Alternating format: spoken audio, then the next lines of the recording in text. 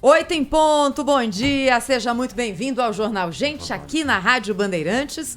Hoje, sexta-feira, 2 de julho de 2021. Tava pensando aqui que algumas notícias algum dia deixarão de sê-las. Algum dia. Ainda, nesse momento, é diferente.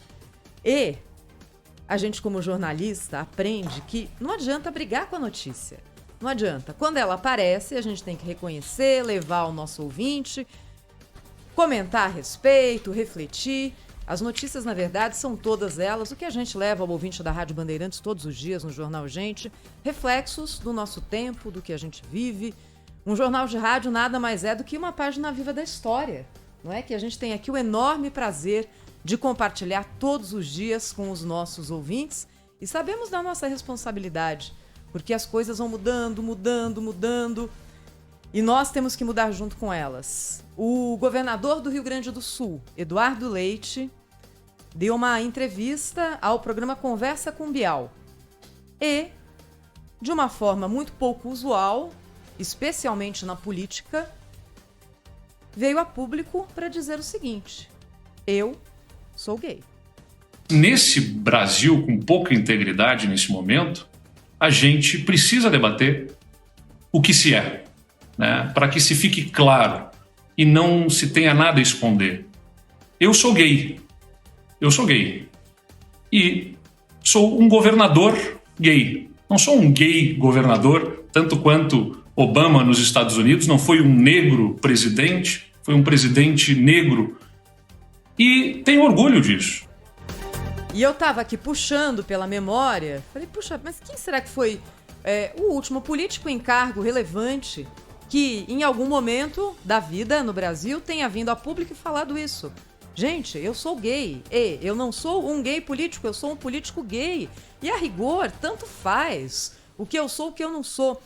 Nessa entrevista, o governador Eduardo Leite disse o seguinte, que está se preparando para disputar as prévias agora do PSDB, que nunca escondeu a sua opção ou a sua sexualidade e que ficou com temor que isso fosse também abordado de forma agressiva nessa pré-campanha e depois, durante a campanha, se ele for em frente. Eu nunca escondi, mas nunca falei a respeito e por isso achei que era minha hora de falar sobre isso. E passando aqui em revista, quem fez isso já... Olha, o Marco Antônio Sabino, o Cláudio Humberto, talvez tenham esse nome na mão, ou a história, mas eu não me lembro. Hoje nós temos 3 parlamentares que são assumidamente gays. 3. Num Congresso que tem 511 deputados e 81 senadores. São apenas 3. Alguns outros, é claro, também adotam as causas LGBT.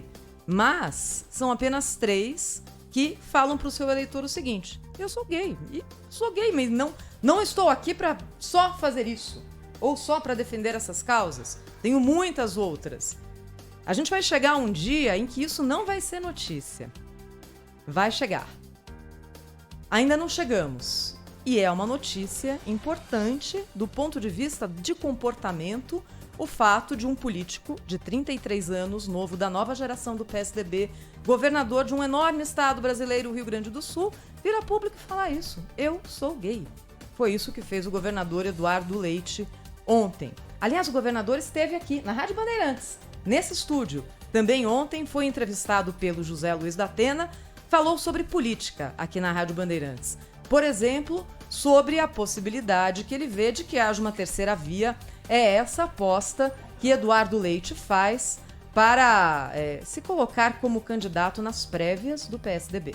Terceira via, neste momento, ela tem mais dificuldade de se fazer conhecida pela população, mas o sentimento está lá. Na hora certa, quando começar a haver exposição de candidaturas, eu estou muito confiante que haverá espaço para que a população entenda que não é sobre a gente discutir o que a gente já foi ou o que a gente é sobre discutir o que a gente pode ser. Né? O país precisa discutir o futuro, o que a gente pode e quer ser no futuro e não o que está aí ou o que já foi. E nessa discussão sobre uma candidatura de centro, uma terceira via, que seja uma alternativa à polarização Lula-Bolsonaro, Eduardo Leite se coloca aqui como um player diferente. Ele é mais novo do que os outros pré-candidatos do PSDB, não que idade signifique alguma coisa, mas dependendo de como se constrói a candidatura, isso pode sim ser um atributo. Da mesma forma como experiência também pode ser, depende da construção da candidatura. Ele se coloca como um candidato mais novo, ele se coloca como alguém que não tem ranços do passado, como claramente o Lula e Bolsonaro têm, e se coloca agora como alguém que vem a público e diz isso: eu sou gay. Ele se coloca de uma forma diferente, às vezes nessa massa até meio amofa que existe hoje dentro do centro político. O que isso vai dar? Não dá para saber ainda, é muito cedo, é muito cedo. Mas achei interessante, achei corajosa essa decisão do governador do Rio Grande do Sul, Eduardo Leite. Mostra que os tempos estão mudando, mas que muita coisa tem que mudar ainda, porque em algum momento, espero eu, isso não vai ser notícia, não vai ser nem em pé de página, ninguém vai estar nem aí com a sexualidade do outro.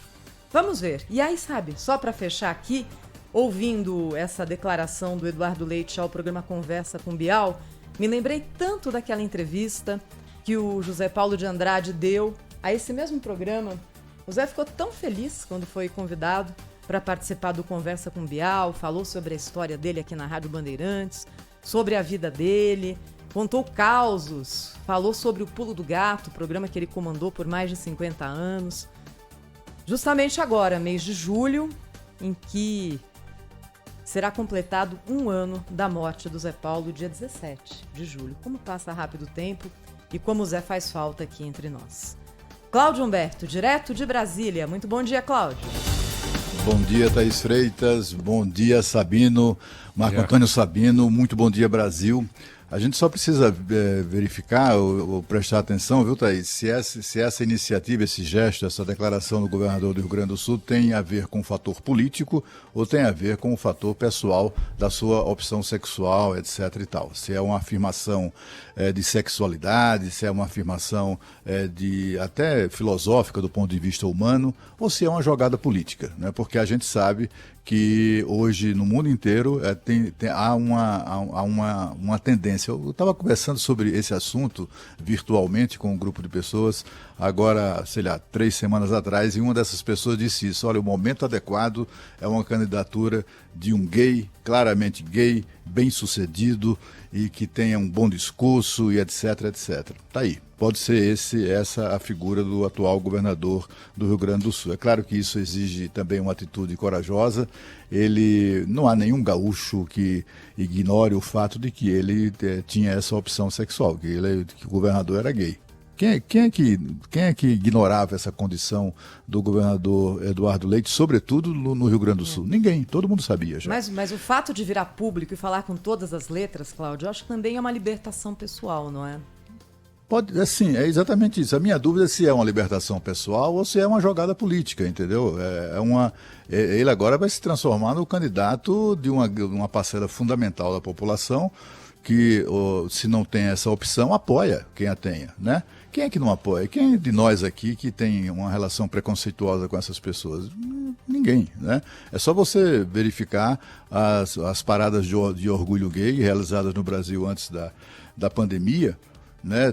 Eram milhões de pessoas na Avenida Paulista e não eram exatamente apenas militantes ou como é que eu diria, não eram apenas gays reafirmando a sua condição, eram pessoas ali manifestando seu apoio a eles, né?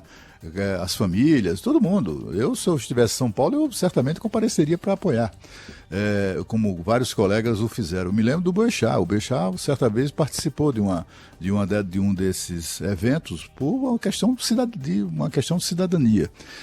Em Alagoas, já houve um caso recentemente, coisa de uma década atrás, um episódio, uma quadra, né, da política alagoana, que talvez não se verificasse naquela época nos países escandinavos. O governador era gay e a prefeita da capital também. E assim, a população, estão falando de um estado nordestino, etc., com a série, como todo o país, com pessoas muito preconceituosas em relação a isso, etc., mas na hora do voto, as pessoas vão escolher o candidato ou candidata que considerarem mais adequada para o cargo. né? Os dois, inclusive, não foram lá grande coisa como gestores públicos, também não foram uma tragédia, foram assim medianos e tal. Mas essa avaliação, o desempenho das pessoas não pode ser medida pela sua sexualidade, né? Não pode ser avaliada de acordo com a sua... esse aí não dá para o cargo porque não pode exercer essa função porque é gay. Isso absolutamente é intolerável, né? Tomara que o governador, com esse gesto, ele faça mesmo, contribua de fato, né, para essa consciência que é necessária, a conscientização que é necessária de toda a população brasileira em relação a esse tema. Eu quero trazer aqui rapidamente uma apreciação sobre o que aconteceu ontem na CPI da pandemia. Na verdade, pouca gente entendeu. Eu recebi telefonema de colega de profissão que não estava entendendo o que estava acontecendo. O que é que aconteceu, na verdade, né? Bom, para começo de conversa, eu acho que seria interessante destacar que se tinha gente procurando um motivo para chamar a CPI de pornográfica, ontem encontrou, né? Nós já assistimos um senador se utilizar de uma expressão chula para se referir àquilo roxo, né, que certa vez um presidente mencionou e foi tratado como pornográfico, e o senador usou a expressão mais chula para definir o saco escrotal. E o depoente respondeu também repetindo, claro, se o senador, que é o dono da casa, tá usando a expressão, o cara se sentiu à vontade para também repetir. Lá o cabo da polícia militar que estava prestando depoimento na CPI. Esse foi um dos momentos mais baixos, né, que a gente assistiu ontem, e foram muitos, né? E o que se passou na CPI? O que se passou na CPI foi uma reversão total de expectativas. O sujeito foi lá, o vendedor de terreno na Lua, foi convidado para prestar depoimento por haver dado uma entrevista ao jornal Folha de São Paulo, contando ter recebido do ex-diretor de logística do Ministério da Saúde um pedido de propina absolutamente espantoso, né, de $1 para cada vacina, uma vacina em que estaria sendo supostamente vendida a $3,5, né? E foi por isso, ele foi lá e confirmou. Enquanto ele estava ali confirmando a conversa que aconteceu, dando detalhes, foi no restaurante do Shopping Brasília, foi não sei o que e tal, e daí ele estava sendo tratado de uma maneira muito cordial. E aí uma senadora pergunta se ele tem conhecimento de algum político que eventualmente tenha participado de negociações envolvendo compra de vacina. Ele disse que não conhece nenhum, mas sabia de um. E aí insistiram que ele dissesse o nome, ele acabou revelando o nome do deputado Luiz Miranda. Ele disse, tem até aqui um áudio. E aí eles insistiram para que ele mostrasse o áudio e ele mostrou. Ele foi detonado, né? Quando a turma de oposição ao governo na CPI percebeu que a sua testemunha-chave, né, que era o deputado Luiz Miranda, na verdade não é exatamente aquele herói que as pessoas imaginam, né? E estava sendo absolutamente destruída aquela reputação da testemunha-chave, e aí todos se voltaram contra o denunciante, né? Que era o cabo, lá o vendedor que é cabo da Polícia Militar de Minas Gerais. E aí, coitado, ele foi submetido a um processo, tirar o celular, apreender o celular, houve ameaça de prisão, o diabo. O deputado não. O deputado, ninguém apreendeu o celular do deputado, e também o deputado acabou sendo blindado de certa forma, ainda que sua nova convocação tenha sido confirmada para a próxima semana. O fato é que o que é que esse áudio do deputado mostra que desarrumou, digamos assim, as expectativas que havia em torno do depoimento? Mostra um deputado federal fazendo negócios. Simples assim. Acho que nós temos o áudio, podemos até ouvi-lo. Temos aqui, Cláudio. Vamos lá, vamos ouvir. O grande problema vou falar direto com o cara vai pedir toda a documentação do comprador. O comprador meu já está de saco cheio disso. Ele vai pedir a prova de vida antes e a gente não vai fazer negócio. Então, a gente nem perde tempo. Você sabe que eu tenho um comprador e com potencial de pagamento instantâneo. Até que ele compra o tempo todo lá. Quantidades menores, obviamente. Se o seu produto estiver no chão, o cara fizer um vídeo, falar meu nome, Luiz Miranda, tem aqui o produto e tal. O meu comprador entende que é fato, ok? E encaminha toda a documentação necessária, amarra, faz as travas, faz os contratos todos e bola pra frente. Eu não vou mais perder tempo com esse comprador, que desgastou muito, meu irmão, nos últimos 60 dias. Bom, então a gente tá ouvindo aí um deputado federal no exercício do mandato. Essa conversa aconteceu no ano passado, no ano de 2020, ele estava no exercício do mandato de deputado federal, fazendo negócios, né? E aí, mas não era vacina, era compra de luvas. Luva pode? O deputado pode negociar luva, vacina que não pode, mas luva tudo bem, né? O deputado federal não pode negociar nada. Não pode negociar, não pode vender alfinete para armarinho, não pode. Muito menos participar de negociações que podem ter ligação com o fornecimento de materiais para o governo brasileiro, como tudo indica. Ele disse que não, que era de um fabricante, uma conversa de um vendedor de produtos dos Estados Unidos para um cliente norte-americano. O deputado Luiz Miranda, não sei como é que está a situação hoje, mas não faz muito tempo, ele estava proibido de entrar nos Estados Unidos. Né? Ele tinha problemas sérios lá. O passaporte dele, inclusive, tinha anotações ou foi apreendido. Enfim, era um rolo em cima de rolo, em razão das acusações, que eu não sei se procediam ou não, mas elas existem, são múltiplas, de golpe no mercado americano. Então, assim, essa alegação de que era uma negociação que tinha a ver com cliente americano, não sei o que e tal, é preciso checar. Né? Eu recomendaria que se checasse. Mas seja para quem for, deputado federal, a lei determina isso. Quando o sujeito é eleito e investido de função pública, o próprio depoente, que é cabo da polícia, ele disse mesmo, né, durante o depoimento, que ele ia pagar um preço alto porque os superiores dele não sabiam que ele, cabo da polícia, tinha virado negociante ou vendedor de produtos farmacêuticos. Iria pagar um preço elevado por isso.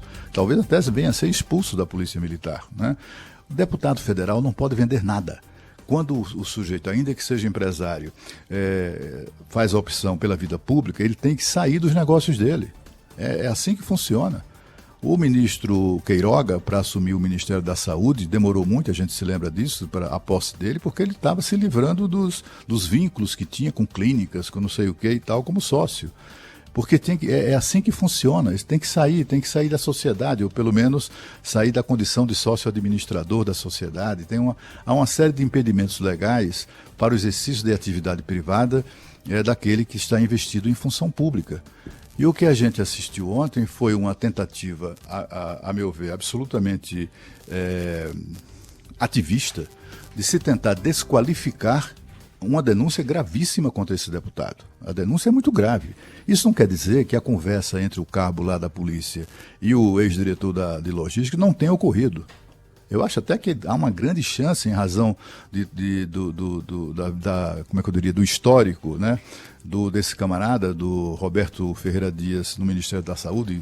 Há inúmeras, sempre houve ao longo desse período, né, em 2 anos de governo Bolsonaro, aqui e acolá, aqui em Brasília, surgiam acusações, suspeitas, etc. e tal, como eu trouxe aqui, inclusive, já algumas delas. Então, assim, eu não tenho dúvida de que a conversa, inclusive, possa ter ocorrido. Enfim, isso será com toda certeza averiguado. Agora, a principal novidade do dia foi a revelação, foi o flagrante de um deputado fazendo negócios, né? Isso aí é que não pode ser como é que eu diria, desqualificado, como isso foi feito ontem por diversos senadores na própria CPI. Isso tem que ser investigado, até porque pode explicar muito esse viés negociador, né, negociante, querendo ganhar dinheiro, etc. e tal, diante das oportunidades que lhes aparece, esse viés precisa ser investigado e talvez explique o interesse do deputado Luiz Miranda no negócio da tal vacina Covaxin. Enfim, o deputado precisa ser mais investigado do que, tanto quanto precisa também colaborar com as investigações. Bom dia, Thaís. Bom dia, Cláudio Humberto. Bom dia, ouvintes. Eu diria que o dia de ontem, ele foi esquisito. Esquisito no sentido da palavra em espanhol. Raro. E aí eu volto ao comentário de abertura da Thaís. Raro, positivamente raro, porque um governador de estado corajosamente se declara gay. E a Thaís perguntava, será que outros já fizeram isso no Brasil? Recentemente, Thaís, o prefeito de Lins, logo depois de ser eleito, o prefeito Edgar Souza, também assumiu esse posicionamento, inclusive posando em várias fotos com o marido dele. É óbvio que isso fortalece politicamente o governador Eduardo Leite junto a uma boa e importante parte do eleitorado. Os jovens, quem tem filho hoje sabe que os jovens têm uma posição muito mais liberal, muito mais de aceitação a essa situação do que tinham gerações anteriores. Isso, então, me parece que viabiliza Eduardo Leite de alguma forma nessa eleição, se não nessa eleição, e talvez não como candidato à presidência da República, talvez seja muito cedo para ele, apesar de ele ter dado essa liderança da juventude do PSDB de Bruno Covas, eram os dois, com a morte de Bruno Covas, ele é o grande líder dessa nova geração do PSDB, se não a presidência da República nessa vez, talvez a vice, ou talvez fortalecendo o nome dele no cenário político para futuras eleições. Só discordo dele quando ele fala que o PSDB não está rachado. Está rachado sim, está rachado no seu quintal principal, que é São Paulo, e está rachado em várias outras partes do país. Mas também foi um dia esquisito, e aí, no sentido em português da palavra, na pior acepção da palavra, na CPI, como dizia o Cláudio Humberto, né? E aí, Cláudio Humberto, como a gente está num programa de debate e eu estou chegando agora aqui, vou te pedir desculpa e autorização para discordar um pouquinho de você hoje no que diz respeito ao que aconteceu ontem na CPI. Um cabo, né, Luiz Paulo Dominguete, presta depoimento e vamos ressaltar isso. Um cabo da Polícia Militar de Minas Gerais, mais especificamente de Alfenas, que chegou a trabalhar na guarita do Palácio do Governo em Minas Gerais, ainda nessa gestão do governador Romeu Zuma, de repente aparece, aliás, como o Cláudio Humberto tinha adiantado ontem, que é mais comum do que a gente imagina, em Brasília, fazendo negócio. E ele tá ele ainda é cabo da Polícia Militar em Minas Gerais. Quer dizer, nas horas vagas ele fazia negócios em Brasília. E esse depoimento dele na CPI sugere aí que o deputado Luiz Miranda tenha culpa no cartório. Ele ataca de alguma forma ali, ou tenta atacar o deputado Luiz Miranda, sacando uma gravação que depois se provou não fazia o menor sentido.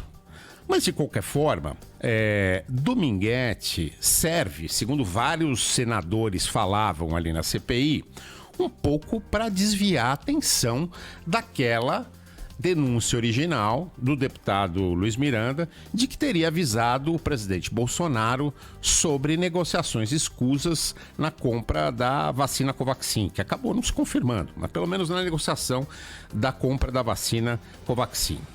Luiz Miranda, a gente sabe disso, tem passado complicado, é uma pessoa polêmica, tem ali pontos da sua vida política que realmente merecem dúvidas. Mas na história recente do país, não é o único denunciante sobre o qual nós tínhamos dúvidas.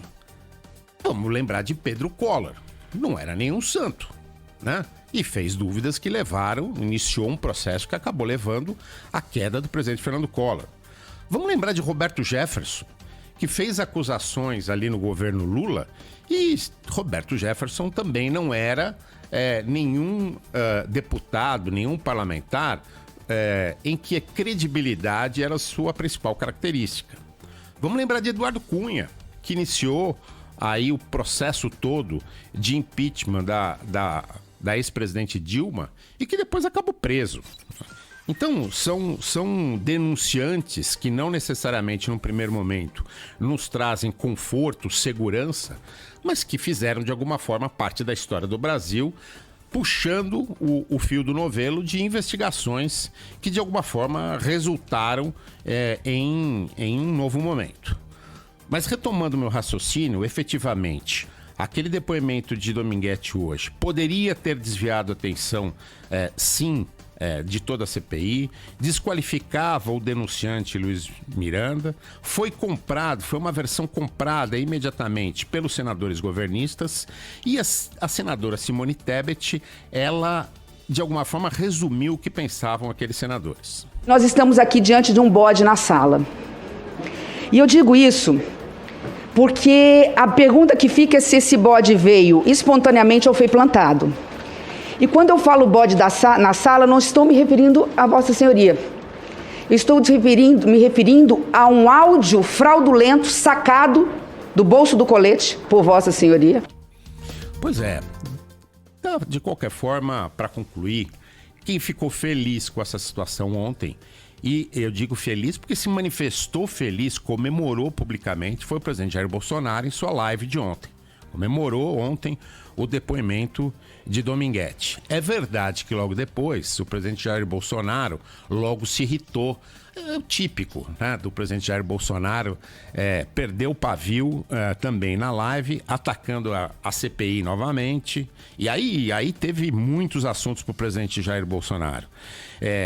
Reclamou do Supremo Tribunal Federal mais uma vez, ridicularizou o super pedido de impeachment, que é meio ridículo mesmo, mas atacou o Supremo, atacou especialmente o ministro Alexandre Moraes, que ontem decidiu arquivar, né, o pedido de investigação de atos antidemocráticos, mas ao mesmo tempo abriu uma outra investigação sobre a questão das fake news digitais, de uma suposta organização criminosa que atua no mundo digital, e terminou o depoimento dele, e eu termino meu comentário também aqui, com uma frase do presidente Jair Bolsonaro, abre aspas, e ele falava da votação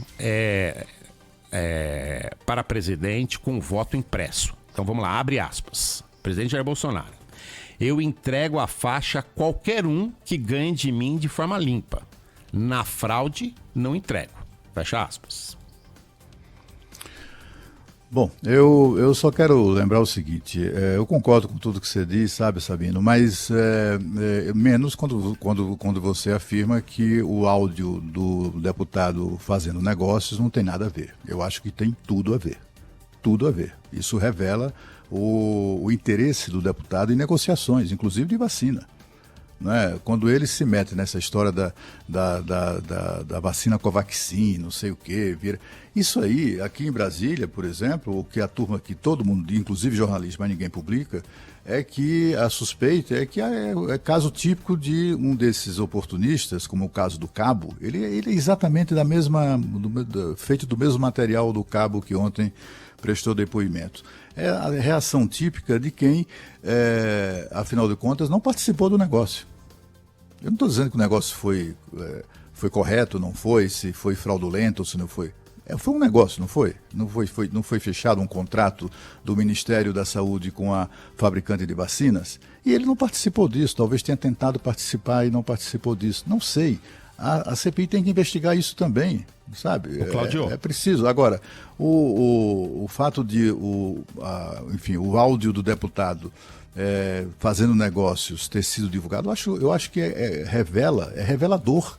Sem dúvida. Para mim não, né? Para mim é a confirmação do que eu conheço a peça. Não, então, sem dúvida, Cláudio. Agora, nesse ponto aí... Quando a senadora lança dúvidas se o camarada foi plantado, quem plantou o cara lá dentro foram exatamente os senadores da oposição que o convocaram. E ele mostrou o vídeo por insistência desses senadores. Eu assisti a sessão. Por acaso, porque eu não costumo ter tanta paciência não para ficar assistindo essa baixaria o dia todo. Mas eu estava vendo nesse momento, aliás, eu acho que foi logo depois da minha participação no programa local aqui em Brasília, e aí eu liguei a TV e estava lá, e foi nesse momento aí que começou a confusão. O Cabo, ele estava relutante, ele não queria mostrar.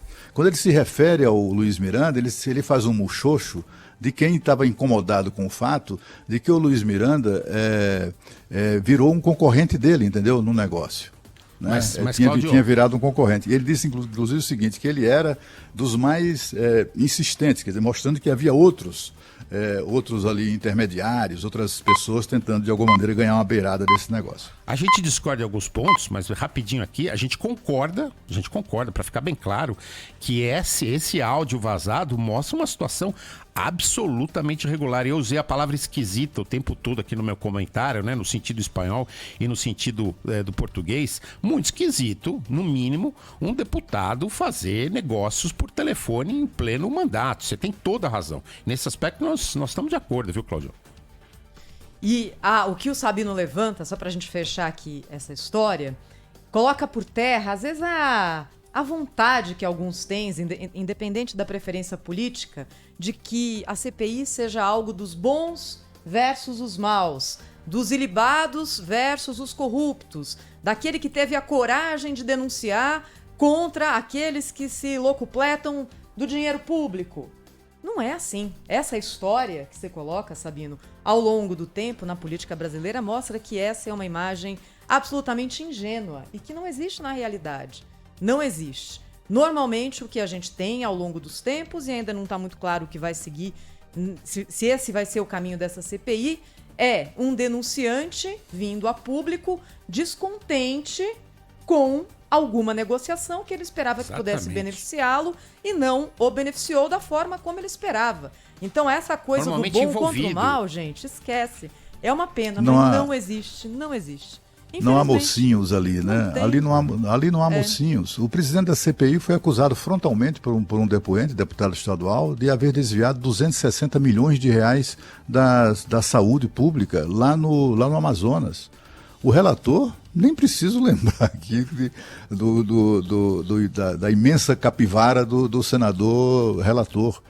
E outros, né?